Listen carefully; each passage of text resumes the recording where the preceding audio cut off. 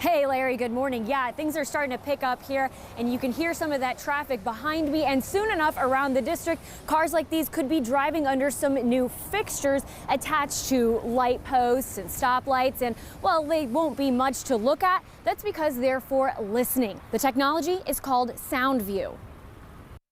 We looked at the proposed legislation and spoke with Intelligent Instruments, the British company behind SoundView technology, to get the fast facts on how they'd work here in the district. SoundViews are made up of multiple microphones pointed at particular angles, picking up decibels and directionality.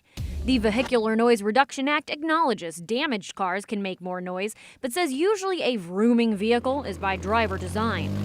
So, SoundView engineer Ruben Peckham explains, when it hears a roaring, SoundView will be triggered to track it, precise microphones pinpointing the clamoring car. A connected video camera will also snap a shot of the sonic source. It's very accurate, which is very important, obviously, when looking at sort of, a legal enforcement. This is video of SoundView in use right now in Knoxville, Tennessee. You'll also see sound cameras in parts of New York.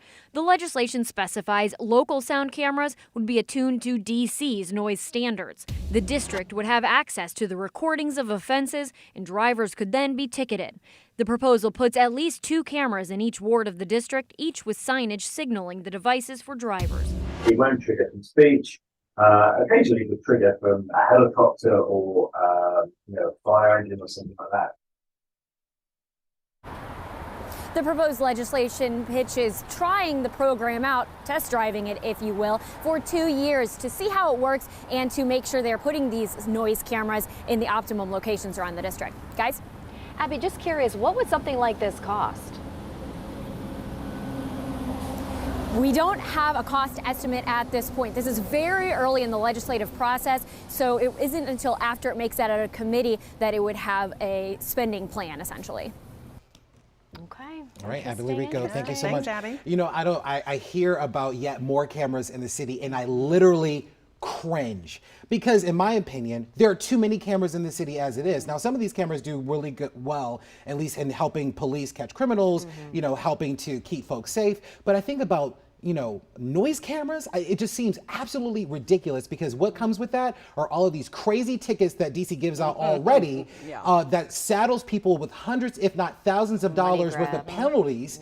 And they talk about trying to help citizens that are lower income. These tickets have a direct impact on their ability to maintain their livelihoods and their families. Right. I wouldn't be surprised if you did see some pushback at some point from, council members or what have you. But it's interesting because I had never heard of noise cameras before. I either. Right. And they're going to test it out, so I guess we'll hear more about it. I'm just going to go back over the bridge into Get Virginia. it, hear more about it. You got to come in. You got to come in. I need to go to DC. safety.